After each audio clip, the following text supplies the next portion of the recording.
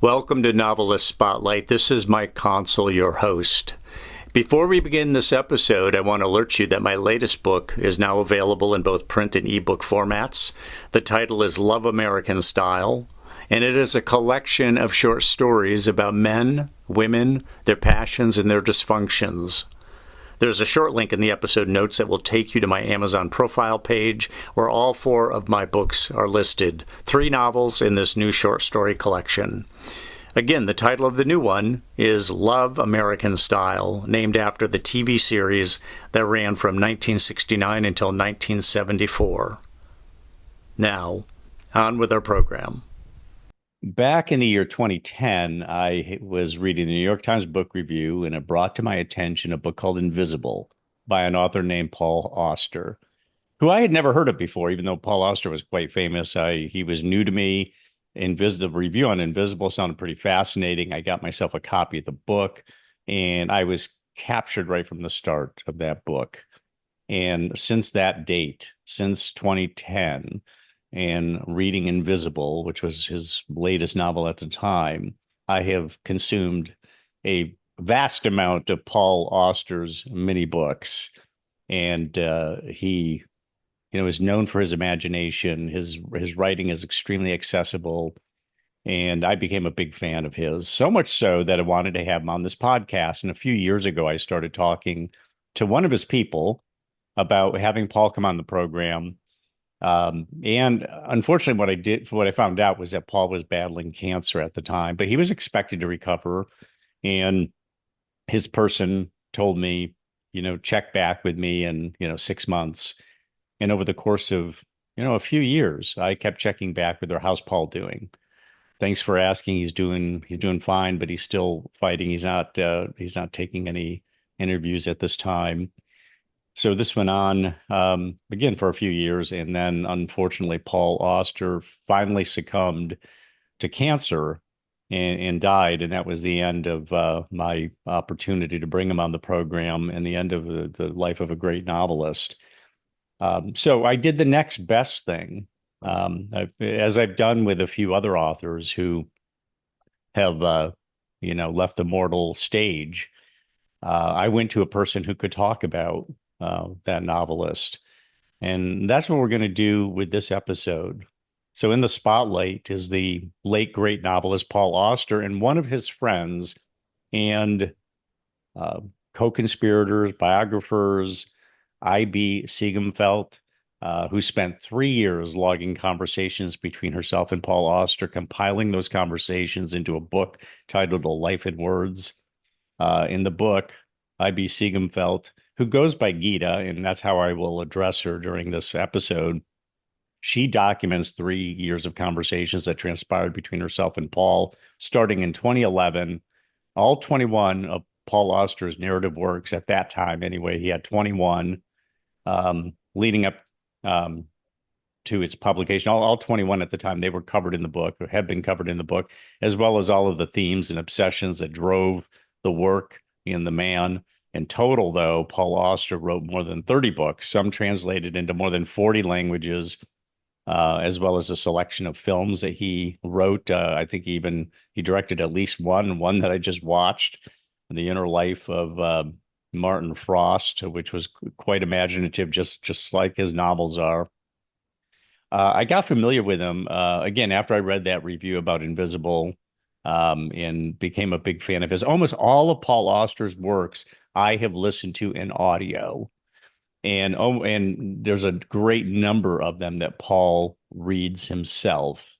And Paul Auster is not the kind of guy who would say you would say is a great reader, but there's something about listening to Paul Auster's voice, very pleasing voice, and something about listening to Paul read his own writing, and that really captivated me. And it was just a great way to spend time listening to him telling his stories.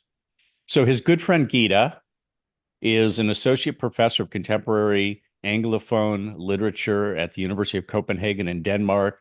She is the head of the Paul Auster Research Library and the Paul Auster Society. She joins us now, not from Copenhagen, but from the coast of the Baltic Sea. She's taken a little time off or a little time away to do some focused work. Gita, welcome to Novelist Spotlight. Thank you. Thank you. What a rare honor to be Paul Auster's friend and to spend 5 years. I think it was 5 years altogether. You were working with him on a book about his novels, the one I mentioned, A Life in Words. How did that engagement in the book A Life in Words come about? How did you and Paul first meet, and how did the two of you decide to do this?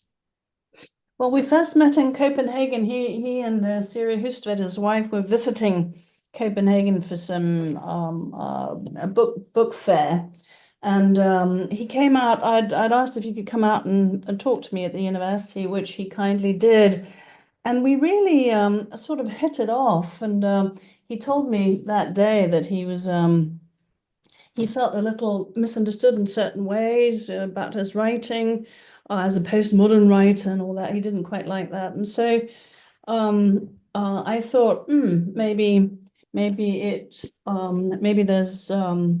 maybe I should ask him if he and I could do something together.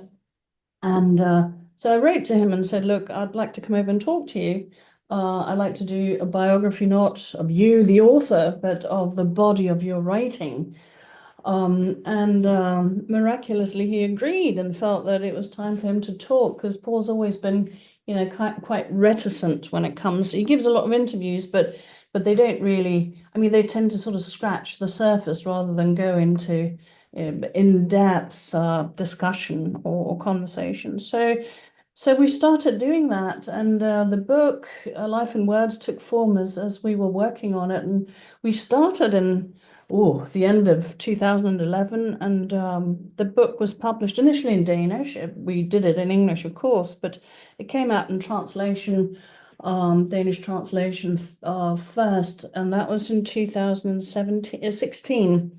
So we spent quite some time on it. Of course, we did other things as well, but it was a lot of fun, a lot of work too, and working with Auster was quite an experience for me. Were you doing this in person? Was it by telephone, by Zoom, or a combination of all of them?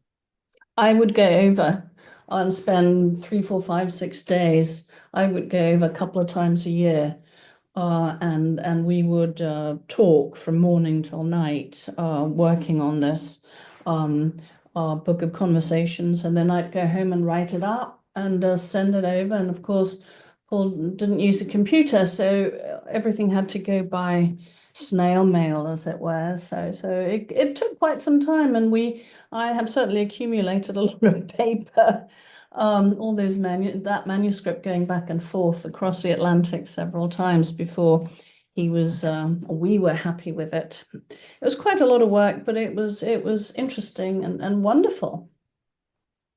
What about his writing did Paul feel was being misunderstood by the critics and maybe the broader readership? Maybe not so much in the broader readership, but certainly by the critics. He felt that this tendency to categorize and to label, that he was often referred to as either a writer of detective fiction, New York Trilogy and some of those early books, and more than anything as a postmodern writer, and he didn't agree with that at all. I mean, for Paul, writing was a very serious business for him and had very much to do with finding ways in which he could put into words thoughts, emotions, experiences, things that really mattered to whichever character he is writing about at any given time. So that's what mattered to him, to find the right way to portray and to give voice to particular characters.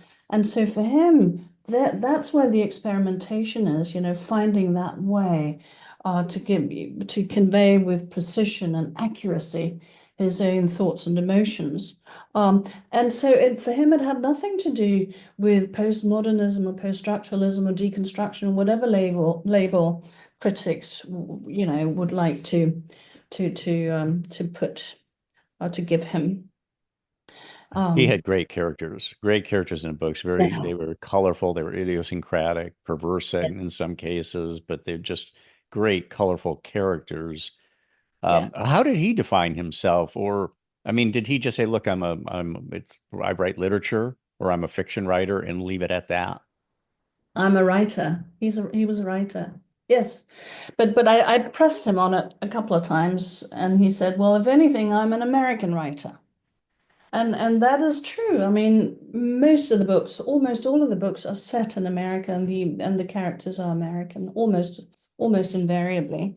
So it's American themes, it's American different political eras that he writes about. So if anything, I suppose that's true. He's an American writer, Tell me even if about, oh, go ahead, Gita. even if America has, you know, was a bit late to recognize his talent and his wonderful, brilliant writing. I mean, he did become famous in Europe, oh, long before the US. So. Well, yeah, and supposedly, I mean, I remember reading the New York Times, uh, Mm. obituary, and they said he was, well known in America, well read in America, but a rock star in Paris. They loved him in France, in other parts of Europe. What do you think about Paul's writing appealed to the European ethos? I think it's really rather intellectual, certainly in parts, and certainly, well, more so the early novels. Paul engages and challenges readers with some with ideas, and he read a lot of philosophy, certainly back then, and uh, I think that, and of course he worked in French. He translated French poetry. He was crazy about French poetry, and French was his second language. And he did spend time, quite a lot of time in France. So, and I think that whole mood back in the 1980s, 70s, 80s, 90s, you know, when post-structuralism really hit the literary scene, um, writers would draw quite a lot on intellect, on theory. Not that Paul did so deliberately, it was just part of the whole, it's part of the way he thought about the world, and it's very much part of his writing. So I think that element of readerly challenge of French theory, if you will, that sort of uh, is part of is runs sometimes like a subcurrent in his writing. I think that appealed to certainly the French, but he's a rock star in France, yes, but also in Spain and Germany and Denmark, and all of these countries really feel that, you know, they have a special relationship with Paul Auster, and they can't all have that. So, but that's what I come across, you know, when I talk to people in these different countries, that we have a special relationship, or he has a special relationship with us. So Mhm. there's a lot of that.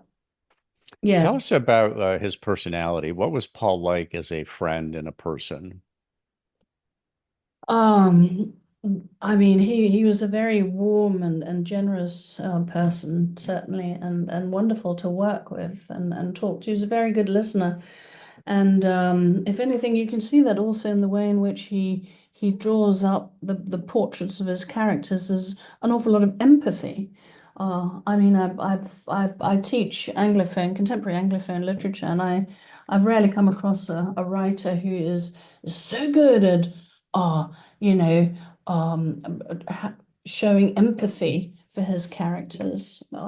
So there's a lot of that. He's a good listener. He was a very generous, also very open. I mean, you could talk to Paul about anything really, and he would maybe not be interested, but he'd certainly listen. Even if he wasn't interested, he'd tell you. So. What were his novels known for? I mean, I know he felt misunderstood by the critics, but there were many critics who valued his work, no question about it. What do you overall? What were his novels known for? They are very different. Paul's novels are very different, but there's certain trends that recur throughout the body of writing from beginning to end. And in the book he and I did together, that book of conversations, we identified 11 recurrent themes. themes he would come back to again and again. So there was that element of familiarity for readers who'd read Auster, but I think the overall answer to the question about Paul's popularity, I think it's his ability to combine absolutely fabulous storytelling with that intellectual challenge I mentioned a moment ago. I mean, he was really able to combine to captivate his readers' attention, and then also tell us incredibly interesting stories.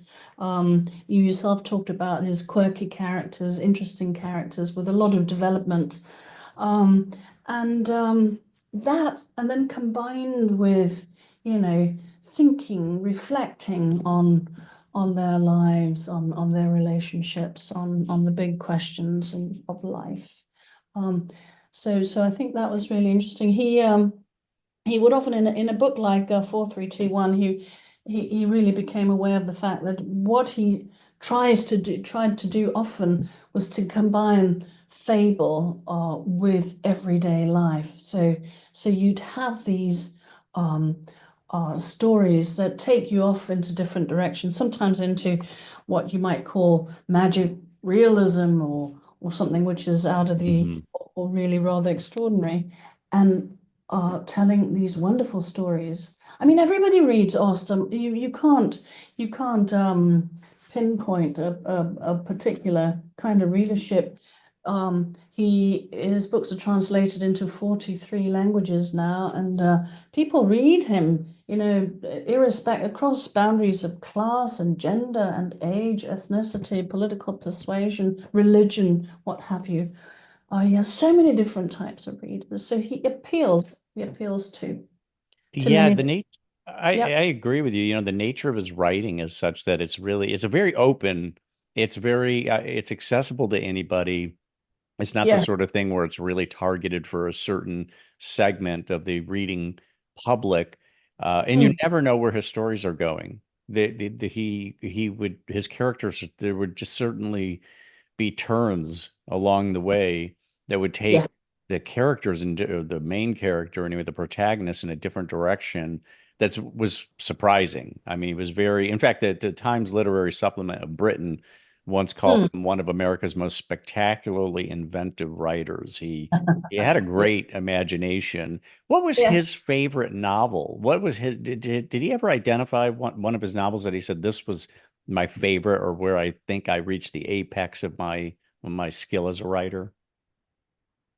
You know how many times he got that question? Everybody would ask him that question, and he would always say, "Well, it's like your children; you can't pick one above the others." So Was he there would. one regarded as his masterpiece? I mean, by the critics or by you, that you would say this was his masterpiece? I would argue that there are several, but the one book that where he really made his mark on the international scene, that was the New York trilogy.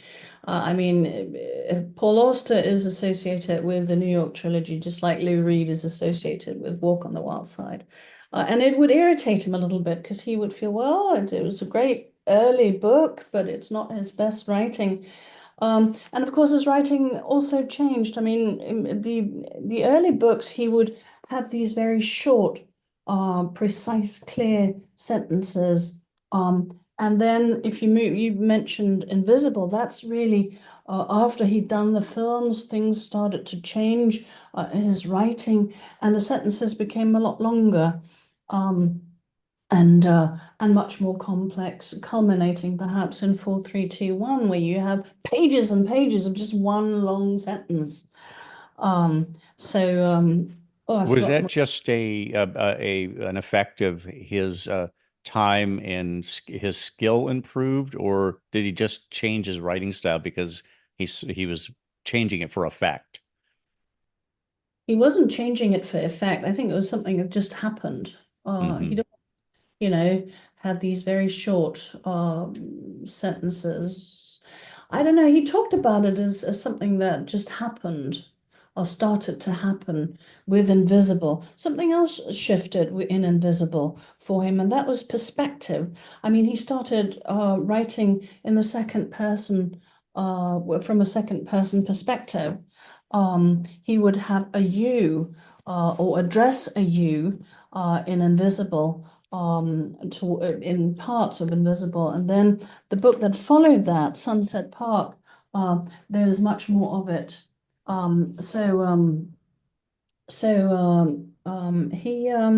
things would change, and he would develop simply. I think that's the answer to your questions. It's a powerful technique writing in second person because, when you're using the you, the reader, you're really telling the reader that this is what you're experiencing. You enter the apartment. It was used to great effect by Jay McInerney a long time ago with Bright Lights, Big City. And not very many writers use the second person, but when it is used, and certainly could be overused, but it is powerful because in part, I think, as it's used so rarely, and secondly, because it really does engage the reader's own sense of, wow, I'm in the scene. This is me. Yeah.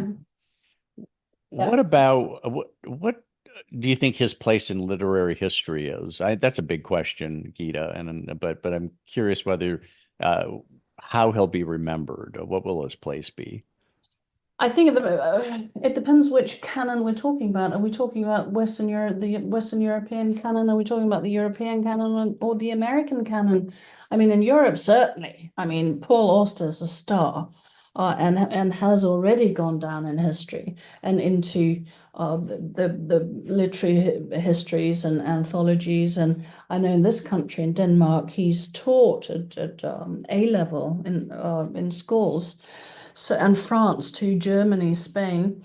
I don't know about the US, but certainly a book like 4321, I mean, has been, some of the critics and theorists, one of them was Aliki van Vogelen, another was Jim Peacock. They have all argued that this is going to be one of the great American novels. Just give it a bit of time.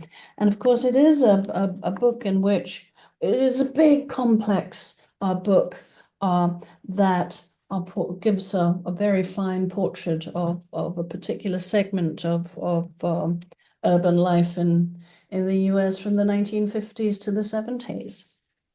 And it's a big book, right? I mean, it's 1,000+ pages, maybe. Yeah, yes, it is. It is. And a complex book, isn't it? I mean, it's one of these multiple storylines. Yeah, or parallel stories. And that's another thing that changed with Invisible through Sunset Park and into 4321. The perspective keeps changing, or you can have multiple perspectives on the same topic at the same time. These parallel storylines that are simultaneous are very interesting. And he takes that, of course, to an extreme in 4321. In writing, coaches will tell you, oh no, you have to have a singular perspective. You can't have multiple perspectives, and that's nonsense. It's nonsense because when you tell people they can't do certain things, you're basically taking away a lot of their ability to innovate or to show real imagination or new forms of storytelling. Yes. He's not the only one who broke rules, but it worked for him. What were his obsessions? What did Paul obsess over, if anything, or what was his? Now, maybe obsession is not the right word, although Paul does strike me as a guy who could be obsessed about something, if not obsession. His chief interest. What did he have a great interest in or obsess over? Maybe other than the writing. I mean, obviously he was a obsessive writer, but other than that. And he was a writer's writer, right? I mean, there's something about writing, the process of writing, in almost every novel.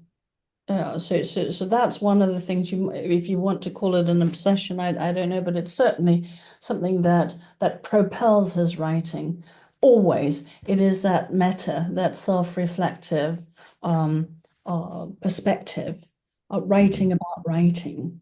But there are several recurring images in his writing. There's that teenage boy who was electrocuted by lightning, which something which really happened to Paul when he was a teenager away at summer camp, and the boy next to him, there was a thunderstorm, and they were crawling through a field trying to get back to camp and had to crawl under an electrical fence. And the boy next to him, the lightning hit, and he was instantly killed. And that marked him so much. And that story comes back again and again in his writing. It's as if it's something he could never really let go of. So that's one certainly a recurring image in his writing. Also the that big question of what it is that makes us human. That's another thing that he keeps coming back to, probing the contours of that question again and again. That's why in the early work, Pinocchio was an important figure. And also in Mr. Vertigo, you have the Blue Fairy, and Pinocchio, of course, was all about becoming human, right? And so that, I think, is an important theme, recurring theme, or red thread, if you will, running through his writing. And then, of course, writing itself. And then there are the 11 themes that he and I identified. Language and the body is one of them. Language, of course, is something, it is the writer's tools, isn't it? And something that Paul would think about always, the properties of language. How can we convey with precision and accuracy an emotion, a complex feeling, experience? How do we do that? How do we translate real life into words, as it were, or flesh and blood into paper and ink? That was something that he would always think about.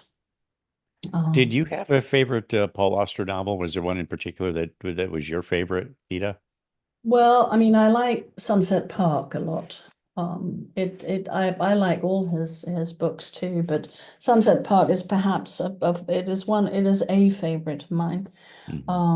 Because of those portraits that are so full of empathy. I mean, the characters he portrays there, you have these four young people who squat a house in Sunset Park, Brooklyn, and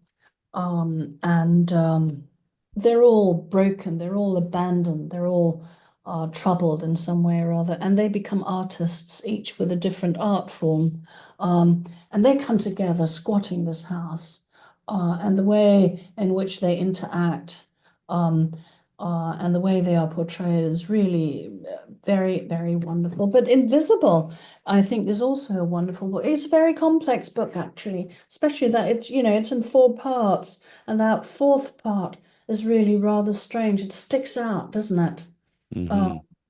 And is the other 3 are they named after a season, I think, aren't they? In Invisible, and then you have that 4th act, as it were, that takes you in a completely different direction.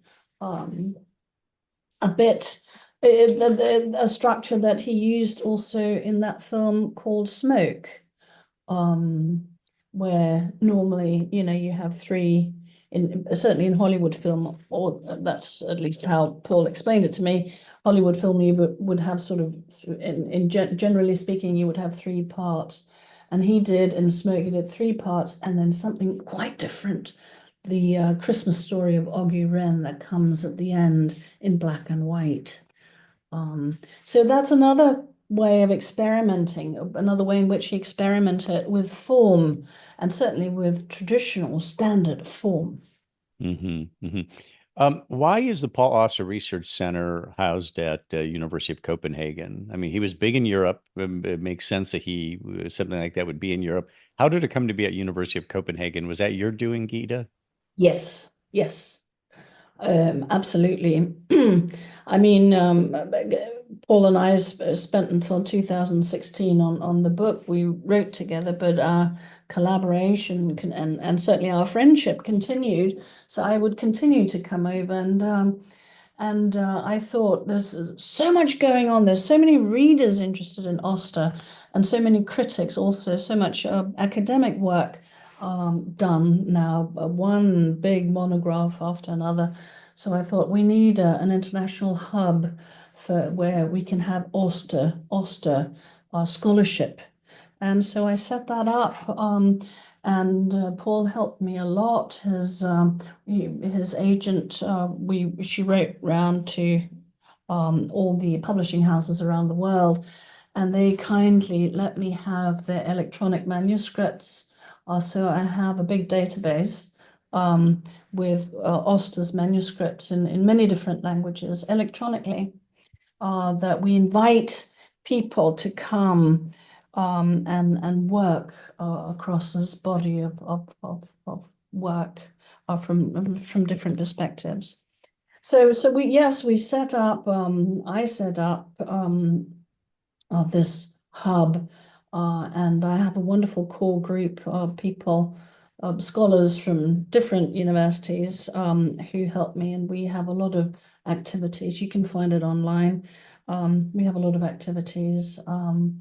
And the most recent development is that we are putting together a book on Auster's opening lines, first lines in Auster's prose, because they are so interesting, and it's something that he would also talk. It was very important to him to get that first line right, to set a tone, to give sort of have a certain music that would run through the book and capture the reader's attention.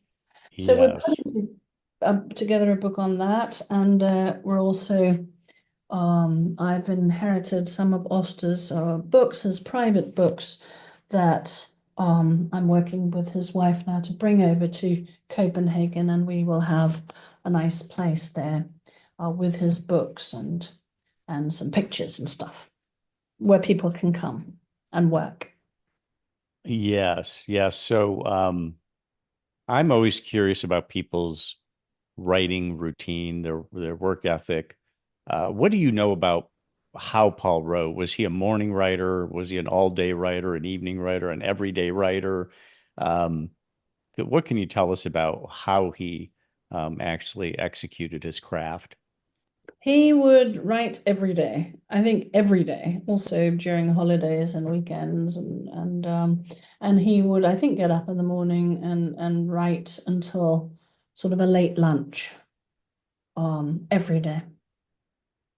And It- he didn't use a machine. He didn't use a it- laptop. He didn't use a desktop. no, What was it about why no use of a word processor? well, I mean, if you asked him, his explanation was that it hurt his fingers. The keys would hurt his fingers, and I think that's rubbish. But that was his. He wanted to use the muscles of his fingers to tap the old-fashioned typewriter. You'd have to use a bit more strength. He felt more comfortable doing that, but in recent years he didn't type his manuscripts. He had a secretary. He would write with his fountain pen. Everything was in ink on paper in recent years. And So he preferred, yeah, okay. yeah, So he liked to just write it, handwrite it. He felt a better connection that way, apparently. yeah, I've yeah, heard other writers say that they feel like it's more of a connection to the brain when you're handwriting it and having it come right through the hand, right through the arm, the yeah, hand, the fingertips, and so on. Um, yeah, but he did yes, have, yeah, a vintage Olympia typewriter, which, but eventually he even gave that up. But as you say, the pounding on the keys and all, nothing like the yes, sound of a manual typewriter. It's a beautiful yes, sound, but yeah, with time, he went straight to writing. Um, just yeah, to get back to the Paul Auster Research Library and the Paul Auster Society are both under your purview, I yes, believe. So, yes. what about the Paul Auster Society? What can you tell us about that? Well, we've only just started last year, and the same core group as with the Auster Research Centre. The idea is to have an international forum, not just for scholars, but readers of Auster across the world, and start in Copenhagen to have invite people in, not just writers or scholars or critics, but everyone, that has all types of professions that have to do with the book, the printer, the editor, the translator, the illustrator, and what have you, and the readers and the students too, to bring people who read books together to talk about Auster's writing, and then simply just to make sure we cement his legacy in the world. We're going to do some big conferences. We've done one already in the UK, with separate panels devoted to Auster's writing only. Hmm. Now, you mentioned Smoke. He got into cinema. He got into both writing screenplays and also directing. Now in the case of Smoke, I guess he wrote the screenplay. He didn't direct it, I don't believe. But that was quite a hit in the United States. Not a huge hit. It was not that style of movie, but it certainly, at the least, it was a cult movie and had some big actors in it.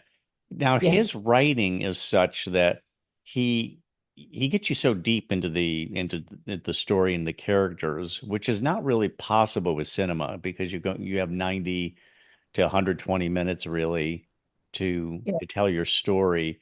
What was it about cinema that appealed to him? He's always been crazy about film. If you read that memoir called Report from the Interior, he talks about the films from his earliest childhood, how important films have always been to him. He has just been, I suppose you might say, obsessed with modern film, and he made friends with Wim Wenders and many of these great filmmakers. It was Wayne Wang who directed Smoke. Paul wrote the screenplay for that, and the next film called A Blue in the Face, both starring Harvey Keitel and William Hurt, and as you said, great actors. He was just crazy about it. He took 5 years out away from writing to do film and loved it. Um, and he was interested in, the image and the individual frames, where, it's visual, you can hear, you can see, it has color, it has movement, whereas writing, of course, is just those black marks on the white page. For him, it was a completely different way of representing reality or a story. And he was very. I don't think all the films are equally successful. I must admit, I've never liked the Martin Frost film very much, but the other films, Smoke and Blue in the Face, I think are brilliant, brilliant films. Um, Yeah, and and I just did watch Inner Life of Martin Frost. Very again, very imaginative, outlandish in some ways. Not a great film, but it had that Paul Auster feel to it as well. yeah, yeah. But it comes out of that novel called The Book of Illusions, which was the first one he wrote after he stopped making films, which is about a film, which is about what was it called? Before the talkies, the films before Silent films. silent movie, yes. Yeah. Um, so um so so And in that book, in that novel, there is a story, as so often in Auster's writing, a story within a story within a story. And here's a story that is the inner life of Martin Frost. And Paul took that story and turned it into that film. You know, it's said that his career started to take flight in 1982 when he wrote a memoir called The Invention of Solitude. and it Yeah. was referred to as a haunting rumination on his distant relationship with his recently deceased father. Mm. That was one of, didn't Paul write a few different memoirs? He wrote 5 or 6 of them. 5 or 6 now. Yeah. Was he writing these memoirs? Was that a form of self-exploration for Paul? I mean, if you asked him, he would say that it was just the material that was very close at hand, and something he because it was his own story. Of course, they weren't autobiographies. It was just drawing on autobiographical material, and those two memoirs that came out in 2012 and 13, Report from the Interior and Winter Journal, they Winter Journal, Paul simply took the body, his own body, and the history of his own body, the wounds, the houses it had lived in, the food it loved, etc., etc. And in the next one, Report from the Interior, he looked at film and thoughts, how, his own evolution or development, intellectual development. Um,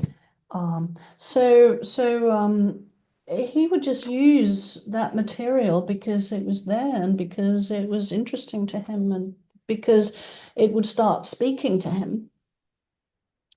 Yes, yeah. And then his first novel, anybody out there listening who is struggling right now to get published, Paul Auster's first novel, City of Glass, was rejected by 17 publishers before it finally got published by a small press in California. That was back in 1985.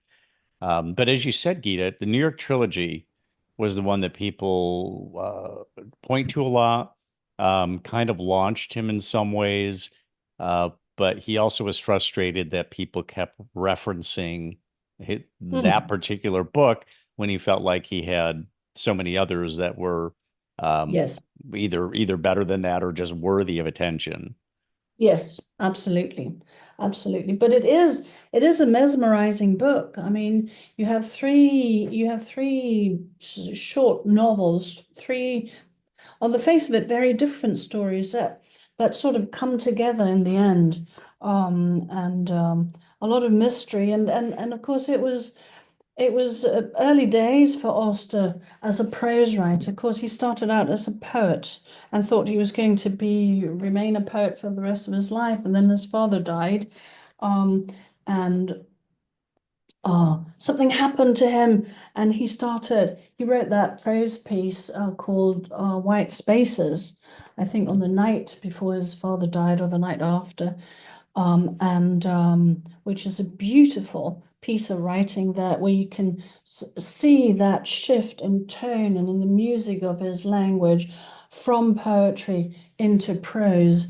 And the first big work after his first big prose book is The Invention of Solitude, as you mentioned, which came out in 1982. Of course, it is in 2 parts too. The first part, as you quite rightly said, is about his father, um, the invisibility of his father, the way in which the father was always somehow mentally absent, and an attempt to sort of try and explain why.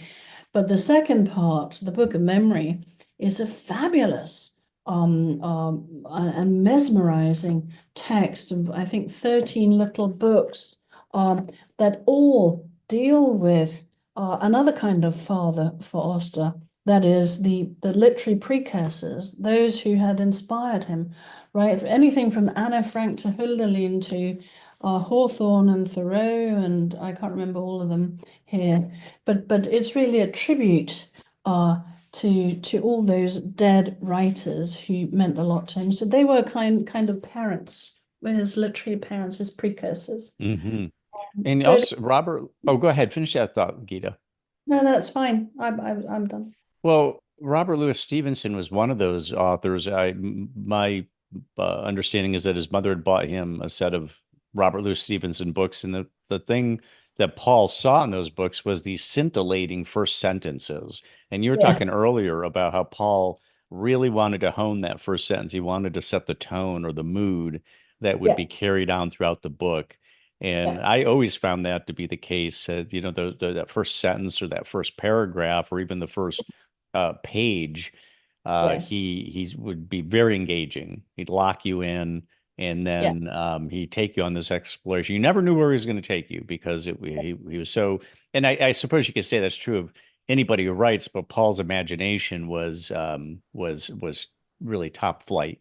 And Yeah. there's many writers out there who don't really display a lot of imagination. What it is it's genre writing. It's a detective novel or it's some kind of sci-fi thing or a Yes. political thriller that doesn't really require all that much imagination in many cases. His imagination, and he was very people centered.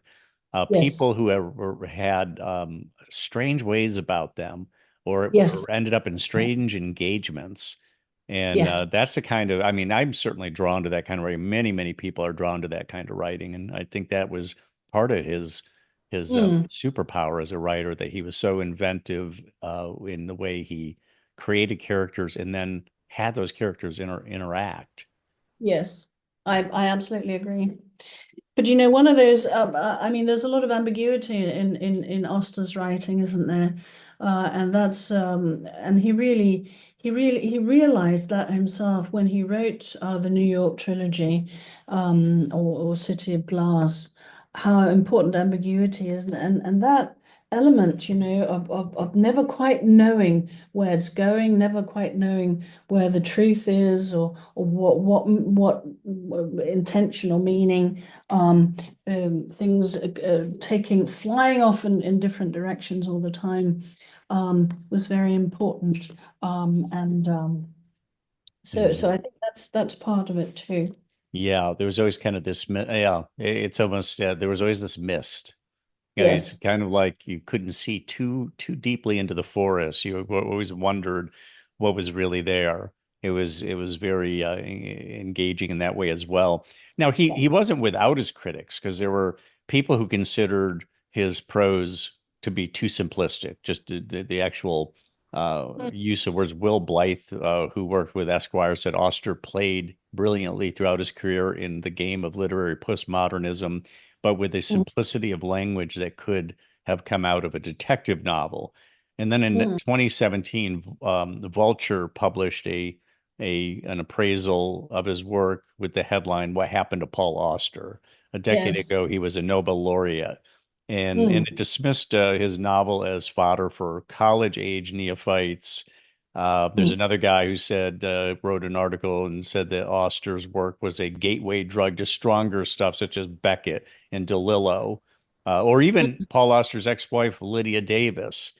yes, yes, And when I said accessible, I mean, that is part of Paul's writing, is that it's very accessible. It's not complex in the sense of it's hard.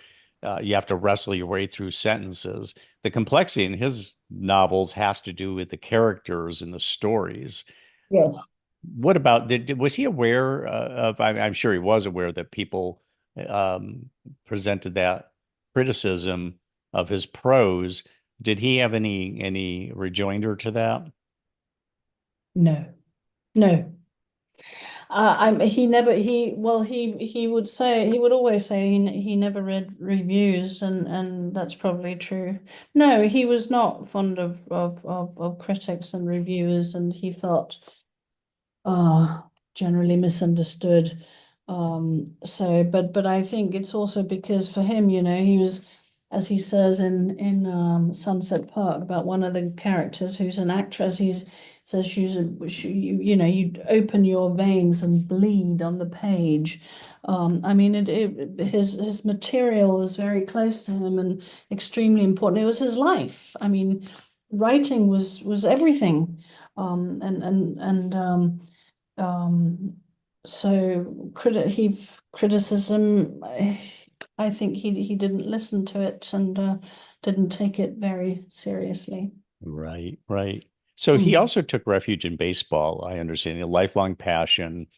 Yeah, I don't know how well you knew Paul's appetite for sports. Was he a Yankee fan or a Mets fan? Do you happen to know? I think it was the Mets, wasn't it? I mean, there's baseball in all the books, almost all the novels, and these baseball stars. I can't remember. I'm not interested in baseball, so I I know, can't. I know it's really an American sport, and it's not Yeah. not something that's really Willie Mays. Who's Willie Mays? It's one of them. It's one of the ones he always oh talks about. yeah, well yeah, New York Giants back before they moved to San Francisco. There was the New York Giants, and that when Willie Mays played for the New York Giants and the San Francisco Giants. He's one Um, of his heroes, Willie Mays. Yeah. But there were what many. about Hmm? what were you in touch with Paul when he was suffering from cancer? Yes, yes, yes. What how did he yeah, and I don't want to get too deep into this, but I'm just Mhm. curious, how did he um, regard? I mean, he was facing his mortality. We all do, but I mean, it was right in his face at that point. I don't know whether he believed in the metaphysical.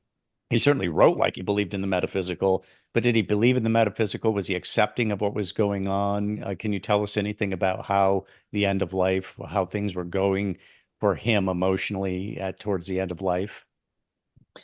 He was devastated. I mean, he would say to me several times, I don't want to go. It was too soon for him and too sudden also. But at the same time, he accepted it, and he had tremendous strength. I mean, he wouldn't complain. He was in enormous pain. I mean, it wasn't just the cancer of the lungs, but it was also fractured spines, and he was in a lot of pain. But he wouldn't complain, and he really did his best not to. I mean, simply just to make it all right for people close to him, his wife and his daughter and family and friends. So it was a very dignified way of leaving this world. But he didn't want to go, certainly didn't. He felt though that he had, he'd written the books he wanted to read to write. So it wasn't that. It was just, it was too soon, too sudden for him. He was what, 77, I believe, when he Yeah, died. And, yeah. it reminds me of when John Updike suddenly got cancer. And Mm, he had so much more he wanted to write. He had projects that were underway, he had projects that were planned. Suddenly yeah, comes down with cancer, and it all comes to an end. And it just kind of echoes with Paul. So yeah, much great writing that he left behind, so many great stories he left behind. yeah, But it's Patti Smith, who musician, but also a winner of the National Book Award for Just Kids, her novel about herself and Robert Mapplethorpe, who says um, part of the how did she put it? She said, "For the privilege of living this life, there comes a time when you have to leave." yeah, And nobody wants to leave, especially when they're still replete. There's yeah. still Paul still had so much more. He still Yes. had energy. He still had ambition. He still wanted to do things, and nobody wants to leave under those circumstances. Yeah. Yeah, no, that's true. That's true. He used to say that he found it very strange that his characters would outlive him. Um, Isn't that is strange, but also a great thing that he's got that legacy. He's leaving a tremendous legacy behind as well. yeah, Um, Gita, thank you so much for taking the time and speaking with us. Again, what a great thing it is that you got to spend so much time with the great Paul Auster. I really appreciate the time. Thank you for coming on the program. thank you. Thank you.